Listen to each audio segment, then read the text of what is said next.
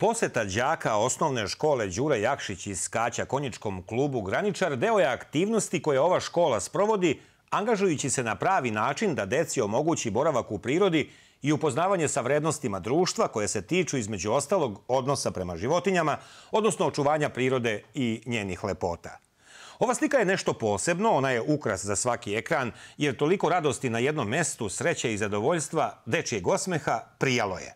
Jednom rečju, onaj ko je osmislio ovu akciju, a u pitanju je Udruženje za zaštitu životne sredine, životinja i zdrava ishrana Harmoni, taj zaslužuje poseban respekt, dužnu pažnju, jer to što ovi ljudi rade u saradnji i sa Esotronom, firmom koja se bavi sakupljanjem ulja koje se baca i od toga pravi biodizel, je u funkciji edukacije najmlađe populacije u zaštiti planete od zagađenja i kataklizme bilo koje vrste. Danas je povod okupljanja ove dečice da upoznaju prirodu, da imaju taj odnos prema majci prirodi, da sačuvaju okolinu u kojoj žive, znači da ne bacaju papir, ulje koje završava nažalost u toaletima, u WC šoljima. Radit ćemo akciju i grad nas podržava na tome da se to ulje skuplja i da se nosi u škole. Mi ćemo ostavljati u školama IBC, znači to su od tone rezervoari gde će se skupljati ulje i to ulje ćemo mi plaćati školi, tačnije organizovati neke ekskurzije da naša dečica uživaju. Poseban pečat na ovu priču iz jednog od naših najpoznatijih konjičkih klubova dali su učenici iz Skaća.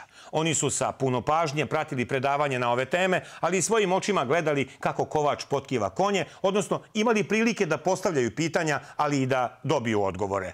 Koliko meseci nosiš debe? Kobila nosi 330 dana u proseku, to je znači 11 meseci. Zašto se konj mrda? Konj se drma zato što se brani od insekata. Brani se od muva, obada, komaraca i zato mu se drma koža svaki put kad insekt sleti na nju. Kad ždrebe prohoda? Ždrebe prohoda odmah nakon pola sata kako se rodi. Naravno da u ovakvim prilikama imali smo mogućnost da porazgovaramo i sa prosvetnim radnicama, da čujemo iz prve ruke kako gledaju na današnji dan koji je bio ispunjen i koji će deci ostati u najlepšem sećanju. Uostalom, kada vi imate divne žene kojima duša ispunjena poslom koji rade, onda drugačije nije ni moglo nego da ovaj razgovor otvorimo sa pesmom čije reči uranjaju se u dubinu duše. Ko jednom uzjaši konja vrana, ko se jednom popne na breg beli, čija ruka povuče zelenu liniju, čije oko ugleda žitna polja, ko bosom nogom ugazi u vrelu prašinu i blato, večito osjeća miris ravnice. Dolazak na Graničar nije iz jednog razloga, nego iz više, jer želimo da nastavu izmestimo iz učionica, prilagođavajući različite metode učenja, a time da i znanje koje deca stiču bude funkcionalnije.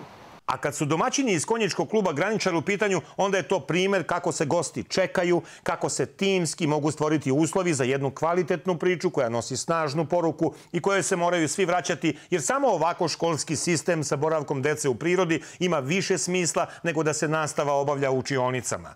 Otuda kapije konjičkog kluba Graničar su otvorene za saradnju, baš kao što je to bilo danas kada se pred nama ukazala divna slika o kojoj će se još pričati. Ja sam Ljiljana Poček, predsjednik konjičkog kluba Graničar, koji organizuje drugu godinu za redom ovako jedno lepo okupljanje, druženje i upoznavanje sa prirodom, zdravim načinom ishrane, životom i apsolutno jednim plemenitim sportom koji se zove preponsko jahanje.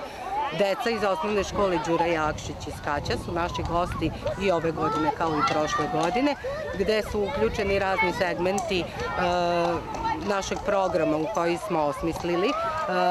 Svodi se na prikazivanje starih zanata, gde je potkivač praktično prikazao kako se to radi.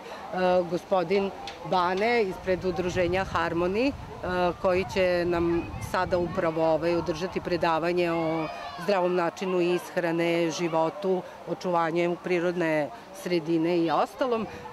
Naš gospodin veterinar Zoran Petej je sa decom, znači razgovarao o postanku konja kakav je sada kroz njegov razvitak, gde je skrenuo pažnju na ishranu i sve ostale.